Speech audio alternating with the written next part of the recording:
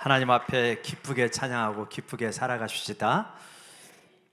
오늘 복되고 은혜로운 주일에 함께하게 된 우리 성도님들에게 주님의 이름으로 축복을 전합니다. 여러분, 최근 미국의 한 경제 잡지에서 세계에 영향력이 있는 나라 순위를 발표했는데 뉴스에서 보셨죠? 우리나라가 몇 위라고 합니까? 7위라고 합니다. 미국, 중국, 러시아, 인도, 영국, 일본에 이어서 7위고 바로 뒤에 프랑스가 있고 이태리가 있고 뭐 그러더라고요. 참 우리나라가 언제부터 이렇게 세계에 영향력 있는 나라가 되었는가 이런 걸 생각하면 얼마나 감사한지 모르겠어요. K 컬처, K 푸드, K 팝 뭐 이런 말들을 우리가 익숙하게 듣지 않습니까? 어떻게 이렇게 우리 세대에 이러한 복을 누리게 되었을까 이렇게 생각해 보면 아무래도 우리가 잘해서라기보다는 우리의 믿음의 선배 세대들, 우리의 부모님 그 세대들이 많이 헌신하였기 때문에 좋은 씨앗을 많이 심었기 때문에 우리가 이렇게 누리는 것이 아닌가 이런 생각을 우리 대부분 하죠, 그죠? 심은 대로 거두는 거잖아요. 얼마나 열심히들 일하셨습니까? 독일로 갔고 중동으로 갔고 돈 되는 곳이면 다 가서 일을 하고요. 또 하나님께 복 받으려고 교회에서 새벽부터 밤까지 부르짖으면서 기도하고, 그렇게 하나님 앞에서 영적으로도 심고 경제적으로도 심고 교육으로도 심고 여러 가지로 심게 될 때 많이 거두는 그러한 복을 우리가 누리게 된 줄로 믿습니다. 그래서 여러분, 우리는 심은 대로 거두게 되어집니다. 그래서 우리 인생에 거두는 것이 많아야 되잖아요. 어떻게 헌금 설교하면은 헌금 더 내라고 하는가 보다 부담된다 그런 것이 아니라, 여러분, 사도 바울은 우리가 읽었던 문제를 돈을 더 내느냐 마느냐 돈의 문제로 끌고 가지 아니하고 은혜의 문제, 하나님을 정말 신뢰하는 문제로 이렇게 우리를 이끌어 갑니다. 하나님께서 우리에게 주신 복을 주시는 길, 형통케 되는 길, 특별히 물질 생활에서 하나님의 축복을 받는 길을 오늘 말씀을 통하여서 우리가 같이 찾아보고 또 누리는 그러한 저희가 되기를 원합니다. 오늘 말씀은 고린도전서 8장 9절 말씀은 이 연보에 대한 이야기입니다. 연보라고 하면 처음 신앙생활 하는 분들은 연보가 뭐야? 헌금은 알겠는데 연보는 모르겠다. 뭐 그런 생각을 하잖아요. 그러니까 연보라는 말이 있고, 우리가 11절에 연보라고 하는 표현을 썼잖아요. 그리고 5절에도 연보 이런 표현을 썼습니다. 그러니까 연보는 쉽게 보면 헌금의 한 부분이다 이렇게 이해하시면 됩니다.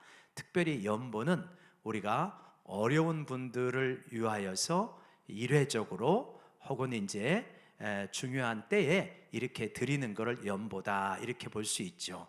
그래서 어느 교회가 큰 어려움을 당했다, 예를 들어서 우리가 선교하고 있는 필리핀 교회가 혹은 사이판 교회가 건축한다, 혹은 태풍이 휩쓸고 갔다 그랬을 때 우리가 사이판 교회를 위하여서 같이 헌금합시다, 그런 거를 일회적으로 해가지고 보내지 않습니까? 이제 그런 거를 연보라고 하는 거죠. 그러니까 이거는 지금 왜 이런 이야기가 나오냐면, 고린도 교회가 있는데 예루살렘 교회에 특별히 연보를 보내는 과정 가운데 있습니다. 예루살렘 교회는 복음을 전파한 곳이잖아요. 근데 지금 기근이 들었습니다. 핍박이 심합니다. 그러니까 예루살렘 교회가 많은 어려움을 당하고 있어요. 근데 복음의 빚진 자들이 지금 고린도 교회라든가 빌립보 교회라든가 여러 교회들이 있거든요. 우리가 그들에게 복음의 빚을 지지 않았느냐? 그런데 우리가 복음의 빚을 졌으니, 그러니 우리가 그들에게 연보를 해서 그 어려움을 해소하도록 하자라고 하는 것이 바로 고린도 후서 8장 9장의 배경입니다. 그런데 고린도 교회가 그렇게 1년 전에 하기로 작정을 했어요. 여러분 한번 보시겠어요? 한 장만 앞으로 넘기면 8장 10절 한번 보실까요? 고린도 후서 8장 10절 말씀, 고린도 후서 8장 10절 말씀, 한번 같이 읽어볼까요? 시작. 이 일에 관하여 나의 뜻을 알리노니 이 일은 너희에게 유익함이라. 내가 1년 전에 행하기를 먼저 시작할 뿐 아니라 원하기도 하였은즉. 그러니까 너희가 1년 전에 고린도 교회가 예루살렘 교회의 어려운 형편을 듣고 1년 전에 이 일을 시작하지 않았느냐. 그런데 지금 어떻게 됐다는 거예요? 흐지부지 됐다는 겁니다. 사도 바울이 고린도 교회를 방문해서 연보를 받아가지고 예루살렘 교회에 전달하려고 했는데 흐지부지 됐다. 그런데 내가 가자. 너희들이 부랴부랴 아이고 우리 작정한 거 있지 그거 헌금하자고 모으면은 얼마나 민망하냐. 내가 편지를 너희에게 보내느니 너희가 작정한 것을 선하게 행했으면 좋겠다. 이런 내용으로 보내는 게 바로 요 내용입니다. 그래서 연보는 헌금의 한 부분인데 이거는 연결시켜서 이해해도 전혀 무리가 없다. 그래서 오늘 말씀을 통해서 헌금의 3가지 원리를 우리가 같이 생각해 보고자 합니다. 첫 번째는 씨앗의 원리고요, 두 번째는 마음의 원리가 있고, 세 번째는 선순환의 원리, 이렇게 3가지로 말씀을 나누고자 합니다. 첫 번째는 무엇이라고요? 우리 한번 외쳐봅시다. 씨앗의 원리. 사도 바울은 연보를 헌금을 씨앗이라고 말합니다. 씨앗이 무엇입니까? 농사 접으신 분들 알고 상식적으로도 알고 계시죠? 씨앗을 심으면 사라집니다. 없어지는 것 같습니다. 그렇지만 시간이 지나면 씨앗하고 비교할 수 없는 엄청난 수확을 거두는 게 씨앗이지 않습니까? 마찬가지다. 6절에 그렇게 말하고 있죠. 6절 같이 읽어볼까요? 시작. 이것이 곧 적게 심는 자는 적게 거두고 많이 심는 자는 많이 거둔다 하는 말이로다. 이거를 꼭 양적인 개념으로만 이해하기보다는 원리적인 것으로 이해를 하면 좋을 것 같습니다. 하나님 앞에 헌금은 뭐냐? 씨앗과 같은 것이다. 씨앗을 다양하게 많이 심으면 많이 거둘 거 아니냐. 그러나 적게 심으면 거둘 것이 없지 않느냐. 지금 이렇게 말씀하고 있죠. 인생 자체가 심음과 거둠의 원리로 진행이 되더라고요. 그러니까 여러분, 우리가 인생이 시간이 지나가면서 거둘 것이 많아져야 됩니다. 어떻게 해야 거둘 것이 많아집니까? 심은 것이 많아야 거둘 것이 많아집니다. 심은 것이 없는데 이 거두기만 많이 하려고 하는 사람을 뭐라고 합니까? 도둑놈이라고 합니다. 불안당이라고 합니다. 불안당이 뭡니까? 안일불 땀한, 땀이 안 나는 거예요. 땀이 안 나는데 많이 거두려고 하는 거예요. 그거를 불안당이다 그럽니다. 그래서 저는 자주 말하잖아요. 복권은 하지 마라. 복권은 불안당이다. 그렇게 이야기하지 않습니까? 하나님이 기뻐하시는 것이 아니다.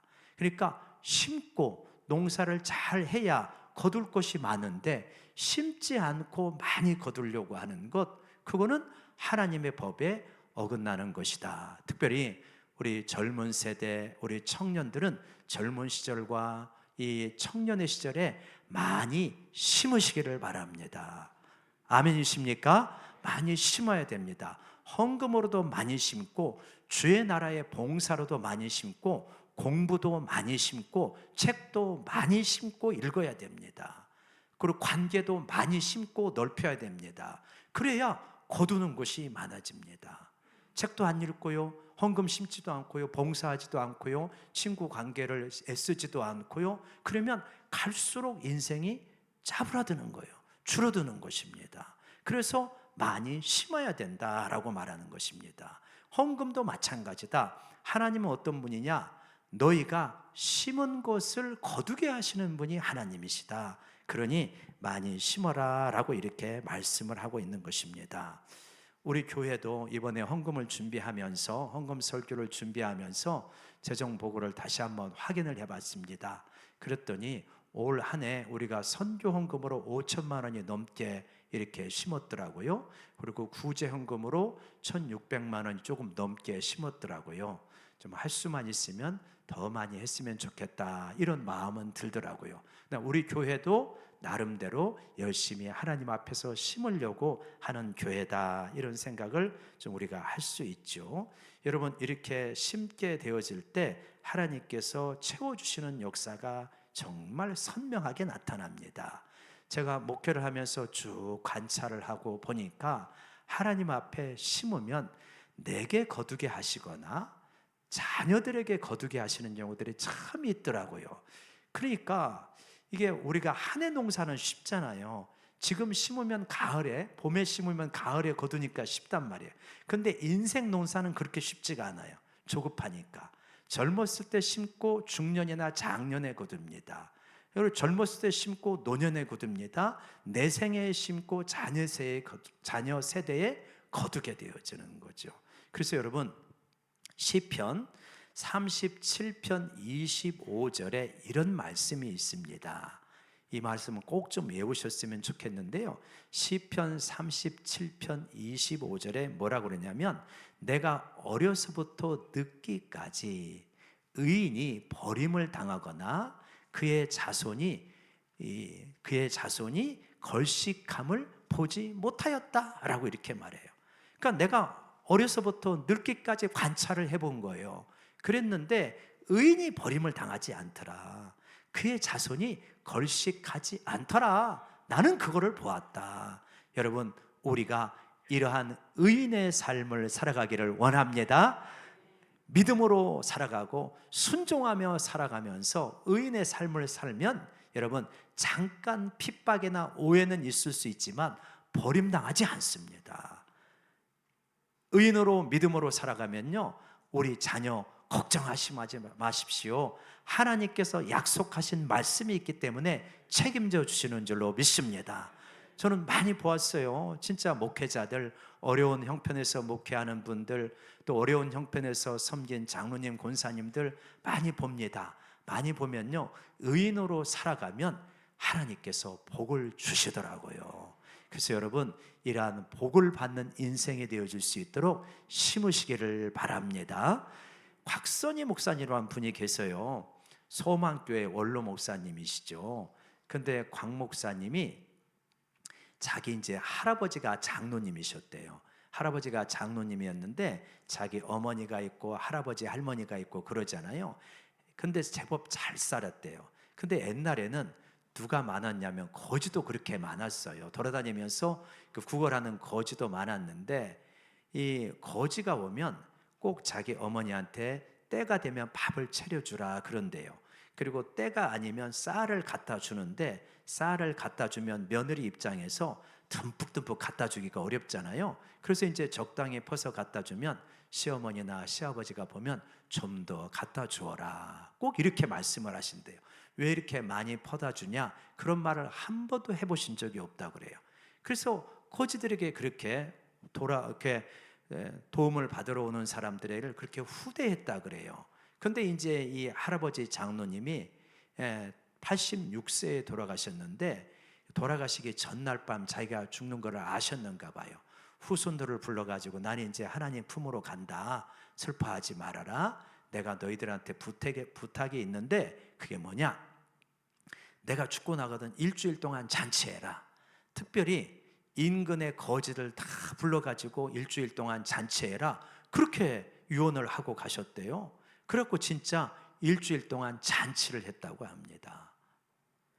이제 그리고 나서 이분이 이제 6.25 때 내려오게 됐잖아요. 호를 단신으로 내려오게 됐는데, 이분이 그러는 거예요. 나는 나의 목회를 통해서 볼 때 정말 이렇게 목회를 그래도 하나님의 은혜 가운데 잘 감당하고 세계를 다니면서 복음을 전파하고 여기저기 가도 대접을 잘 받는 것은 나는 아무리 생각해봐도 조상 덕이다, 할아버지 덕이다, 그런 이야기를 하더라고요. 여러분, 우리들도 우리 후손들에게 덕을 좀 끼치며 살아가기를 원합니다. 우리 한번 옆 사람 보면서 축복합시다. 우리 손주 손녀에게 덕 좀 끼치며 삽시다. 시작. 손주 손녀에게 덕을 끼치. 얼마나 좋아요. 아유, 손주 손녀가 아이고 우리 할아버지 할머니 때문에 내가 복 받고 사는 것 같아요. 아이고, 인생 잘 사는 거지요. 두 번째 원리는 뭐냐면 마음의 원리라는 거예요. 마음의 원리. 7절 같이 읽어볼까요? 시작. 각각 그 마음에 정한 대로 할 것이요 인색함으로나 억지로 하지 말지니 하나님은 즐겨내는 자를 사랑하시느니라. 각각 지금 고린도 교회가 예루살렘 교회를 위하여 헌금하는데 어떻게 하냐? 마음에 정한 대로 하라. 죄책감으로, 다른 사람 체면 때문에 그렇게 하지 말고 너희가 하나님 앞에 기도하며 작정한 거 있지 않느냐? 그대로 해라 라고 하는 거예요. 여기에 헌금의 중요한 원리가 나와요. 각각 마음에 정한 대로. 그러니까 내가 헌금을 하게 될 때 하나님 어떻게 할까요? 어렵지 않다는 거예요. 하나님 앞에 기도하고 정하면 된다. 근데 특별히 우리는 이 헌금할 때 하나님이 마음속에 감동을 잘 주시는 것 같아요. 어떤 특별 헌금이 있거나 뭐가 있을 때 하나님 어떻게 헌금하면 될까요? 라고 하면 하나님이 대부분 마음에 감동을 주십니다. 그러면 그 마음을 따라 순종하면 되는 것입니다. 하나님이 주시는 감동, 성령님이 주시는 영감에 순종하시기를 바랍니다. 그러면 하나님께서 그걸 기쁘게 받으셔요. 그런데 너희가 할 때 인색하게 하지 말아라 이렇게 말씀하시죠. 억지로 하지 말아라. 헌금을 여러분 억지로 하지 마시기 바랍니다. 하나님이 억지로 하는 거 그렇게 기뻐 받으실 리가 없잖아요. 진짜 우리가 믿는 하나님은 어떤 분입니까? 말씀으로 온 우주를 창조하신 분이 우리 하나님이십니다. 믿습니까? 하나님이 시시한 분 아닙니다. 우리들이 시시할지는 모르지만 어떻게 하나님이 시시하겠습니까? 내가 억지로 해가지고 이거 안 드리면 내 사업 훅 불어버릴지 모르니까 내가 드려야지, 이런 하나님입니까? 째째하게. 우리 하나님은 그런 분이 아니시다. 독생자를 아낌없이 내어주신 분이 하나님이시고 그 독생자를 믿는 분에게 어찌 그 독생자와 함께 모든 것을 선물로 주시지 않겠습니까? 이분이 하나님이십니다. 그러니까 억지로 하지 말고 어떤 마음으로? 자원하는 마음으로 해라. 자, 그러면서 그런 마음을 가지고 하면 어떤데요? 하나님은 즐겨내는 자를 사랑하시느니라. 여러분, 하나님의 사랑을 받기를 원합니다. 하나님의 사랑받는 것처럼 좋은 것이 어디가 있어요? 제가 한번 표현을 했죠. 인생을 살다 보니까 뭐가 있어야 된다? 하나님의 페이버가 있어야 된다. 하나님의 호의가 있어야 된다. 왠지 잘 돼. 그죠? 왠지 잘 풀려. 나하고 비교해봐서 별것도 없는데 이상하게 잘 풀려. 이상하게 괜찮은 사람도 만나고 괜찮은 결혼도 하고 환경도 잘 되고. 사람이 자기 노력만 가지고 사는 게 아닙니다. 하늘의 호의를 받아야 돼요.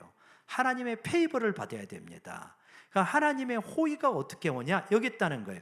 하나님은 즐겨내는 자를 사랑하시느니라. 여러분, 봉사할 일이 있을 때 기꺼운 마음으로 즐거운 마음으로 하시기를 바랍니다. 그러면 하나님이 사랑하시는 거예요. 하나님이 사랑하시는 거예요. 여러분, 헌금할 일을 할 때, 헌금하실 일이 있을 때 즐거운 마음으로 하시기 바랍니다. 그러면 하나님이 사랑하시는 거예요. 하나님의 호의가 나를 뒤따라오는 거예요. 그러면서 인생이 풀려가기 시작하는 거예요. 여러분, 제가 우리 친구 목사님 한 분 이렇게 이야기하려고 하는데요. 그분이 우리 교회에도 오셨어요. 그래서 예전에 부교육자로 있었던 교회가 어려움을 당했다 해가지고 요청이 왔어요. 목회를 잘하고 계시는데 우리 교회로 와줄 수 있냐. 그래가지고 이제 시골 교회를 정리하고 리 교회, 읍면리가 있잖아요. 리 교회를 정리하고 읍교회로 옮기게 되었습니다. 출세한 거죠. 리 교회에서 읍교회로 옮겼으니까. 자, 읍교회로 옮기게 되었는데 가가지고 택시를 타고 이야기를 해보면 소문이 어떻게 났냐면 읍입니다. 읍 이렇게 중앙에 있어. 그러니까 읍이 얼마나 좁아요. 그러니까 어떻게 그런 교회로 오시게 되었어요? 이렇게 다 걱정을 하는 거예요. 그리고 사람들 사이에 소문이 났는데 교회를 가려면 그 교회만 빼고 가라, 이렇게 소문이 난 교회. 어려움을 당하고 있는 교회예요. 그래가지고 얼마나 마음이 어려운지 전도를 앞에서 하는데 거기 가보면 관공서 앞에 있고 그래요. 그런데 사람들이 저 교회, 분란 많은 교회, 시끄러운 교회, 문제 많은 교회라고 전도제도 안 받아가는 거예요. 교회가 교회의 재정부라든가 이런 형편도 어렵고 장로님들이나 임직 장로님들이라든가 중진들이 마음이 다 상해가지고 전도합시다 하면서 전도비 청구를 하는데 전도비를 주지를 않아요, 교회가. 그 정도예요. 마음들이 얼마나 닫혀 있는데 어떻게 할까 고민을 하다가 리 교회를 퇴직하고 왔잖아요. 그러니까 리 교회에서 퇴직금이 있는 거야. 그래갖고 퇴직금을 가지고 전도를 하기 시작했어요. 이렇게 뭐 얼마나 여유가 있겠어요? 여유가 별로 없죠. 그래갖고 이제 전도를 하면서 열심히 전도를 하고 섬기고 이제 그렇게 하니까 교회 성도들의 마음도 바뀌고, 또 읍의 장점은 뭐냐면 소문이 빠르잖아요. 그래갖고 이번에는 진짜 괜찮은 목사님이 오셨다 이렇게 소문이 나면서 교회의 분위기, 전도의 분위기 많이 바뀌게 되었다. 제가 놀러 갔는데 그런 이야기를 이렇게 저한테 간증을 하더라고요. 저는 그래서 그런 생각을 했습니다. 정말 자기 퇴직금을 가지고 전도비로 사용할 수 있는 목회자가 몇 명이나 될까? 하나님은 즐겨내는 자를 사랑하시겠구나. 여러분, 우리의 삶 속에 그냥 마음을 너무 이렇게 다친 마음으로 하지 말고, 상처받은 마음으로 하지 말고 즐겨낼 수 있는 우리가 되기를 원합니다. 여기서 잠깐 한 가지 조금 여러분은 위로를 드리고 싶어요. 어떤 분들에게 위로를 드리고 싶냐면, 다른 교회에서 열심히 헌신을 하고 헌금을 했습니다. 그런데 나중에 목사님에게 상처를 받고 교회에 상처를 받고 그러면서 후회하시는 성도님들이 간혹 계셔요. 교회가 그런 줄 알았으면 내가 그렇게 헌금하지 않았을 텐데, 그렇게 헌신하지 않았을 텐데. 여러분, 헌금은 목사님에게 혹은 교회 재정부에 혹은 교회에 드리는 게 아니라 하나님께 드린다는 걸 믿으시기 바랍니다. 하나님이 받으신 거지 그 교회 지도자들이 받은 거 아니에요. 나는 그때 교회가 어떤 형편인지를 잘 모르고 하나님께 순수한 마음으로 드린 거잖아요. 그러면 하나님이 다 받으신 거죠. 내가 괜히 했는가 보다 그런 생각하지 마시고 내 나름대로 힘껏 하나님께 드렸다. 그러면 하나님이 받으신 걸로 믿으시기 바랍니다. 마지막으로 이제 8절부터 11절까지 헌금의 원리 세 번째 뭘 말씀하시냐면 선순환의 원리를 말씀하십니다. 한번 따라오겠습니다. 선순환의 원리. 헌금이라고 하는 것은 뭐냐? 우리 인생의 선순환의 구조를 만들어내는 것이 헌금이다. 지금 이야기를 하시는 거예요. 그죠? 한번 8절 보시면 반복되는 단어가 있습니다. 하나님이 능히 모든 은혜를 너에게 넘치게 하시나니 이는 너희로 모든 일에 항상 모든 것이 넉넉하여 모든 착한 일을 넘치게 하려 하심이라. 그래서 이 우리 인생의 통째로 모든 일에 이 헌금이 관통하는 그러한 것이 열쇠가 되는구나 하는 걸 말씀해 주셔요. 그래서 하나님이 능히 모든 은혜를 너에게 넘치게 하셨습니다. 고린도 교회에 많은 은혜를 주셨어요. 왜요? 너희로 모든 일에 항상 모든 것이 넉넉해서, 그래서 재정이든 관계든 자녀이든 건강이든 모든 것이 그렇게 넉넉해가지고 착한 일을 넉넉하게 할 수 있도록, 모든 착한 일을 넉넉하게 할 수 있도록 너에게 주지 않았느냐, 지금 이 말씀을 하십니다. 그래서 여러분, 하나님 앞에 즐거이 내게 되면 삶의 전반적인 영역이 풍성해지는 줄로 믿습니다. 우리 한국 사회 진짜 가난했어요. 그죠? 진짜 우리 50년대는 제가 모르지만 60년대, 70년대까지 진짜 가난했습니다. 그래가지고 저희 윗세대들은 굶은 때가 많았어요. 저희 세대는 보리밥이 싫었고요.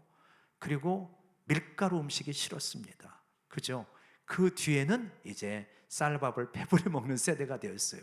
그래갖고 지금 아까 말씀드린 것처럼 서두에 세계의 영향력이 7위다. 그래서 한국의 모든 영역이 풍족해졌어요. 사실 그렇지 않습니까?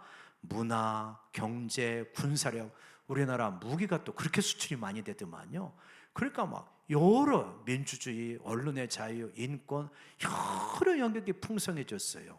왜요? 하나님 앞에 은혜를 받고 간구했더니 모든 영역을 풍성하게 하셔서 모든 일에 섬기게 되었습니다. 그 선교도 많이 나가지 않습니까? 여러분, 그래서 우리 인생에 그 어떤 악순환의 고리를 끊을 수 있는 것, 가난의 고리를 끊을 수 있는 것, 불행의 고리를 끊을 수 있는 것이 예수 그리스도 안에 있는 줄로 믿습니다. 우리 집은 대대로 가난해. 우리 집은 진짜 치질이 복도 없어. 여러분, 걱정하지 마시기 바랍니다. 주님 앞에서 선순환의 구조를 만들어가는 줄로 믿습니다. 주님 안에 있으면 모든 일에 넉넉하게 되어지는 거예요. 선순환이 이루어지는 거예요. 악순환이 뭐고 선순환이 뭐냐? 악순환은 이런 것입니다. 내가 지금 형편이 어려워요. 그러니 조금이라도 더 모아둬야 되지 않겠습니까? 그러니까 헌금을 안 합니다. 섬김도 안 합니다. 나눔도 줄입니다. 그러면요, 마음이 자꾸만 메말라져 가요. 희한하게 마음이 메말라져 갑니다. 하나님을 신뢰하기보다는 자꾸만 계산기를 두드리게 되는 거예요.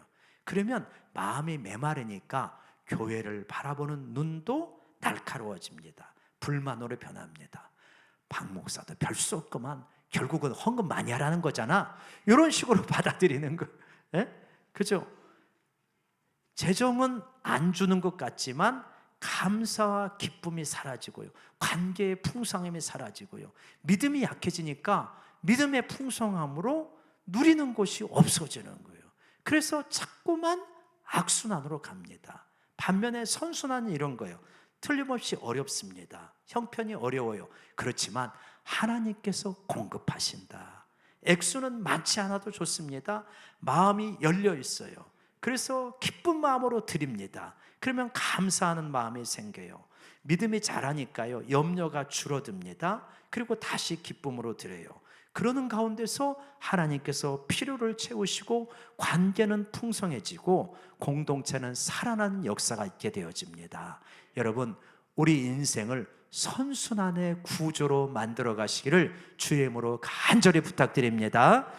여러분, 저는 오늘 헌금 작정을 우리가 예전에는 했어요. 근데 그것이 어떤 분들에게는 또 마음에 너무 부담이 될 수 있겠다 싶어서 헌금 작정을 하지는 않지만 개인적으로 분명히 작정하시기를 바랍니다. 하나님 앞에 이거 인색함이라 억지로 드리는 게 아니라, 하나님, 내가 기쁜 마음으로 심겠습니다. 마음을 다해서 심겠습니다. 그래서 인생의 선순환의 구조를 만들어 가겠습니다. 그랬을 때 하나님께서 큰 은혜와 복을 주시게 될 줄로 믿습니다. 저는 진짜 바라요. 뭘 바라냐? 우리 성도님들이 복을 받기를 원합니다. 인생의 여러 영역이 두루두루 풍성해지기를 원해요. 근데 어떻게 하면 되냐? 잘 심으면 된다. 억지로 심지 말고 기쁨으로 심어라. 즐거이 내라. 그러면 하나님이 사랑하신다. 하나님이 사랑하시면서 우리와 함께 하시면 복 받는 것은 당연한 거 아니겠습니까? 그렇게 복을 마음껏 받으시고 누리시는 우리 성도님들 되시기를 주의 이름으로 축원합니다. 우리 한번 기도할까요? 우리 반주자 선생님, 우리 하나님 앞에 기도할 때 우리 헌금의 세 가지 원리를 말씀드렸습니다. 씨앗의 원리, 마음의 원리, 선순환의 원리. 하나님, 이러한 이 세 가지 원리를 가지고 헌금 생활을 결심하고 잘 할 수 있도록 도와주시옵소서. 하나님이여, 돈의 문제가 아니라 믿음의 문제요, 은혜의 문제임을 깨닫고 결단하며 나아가기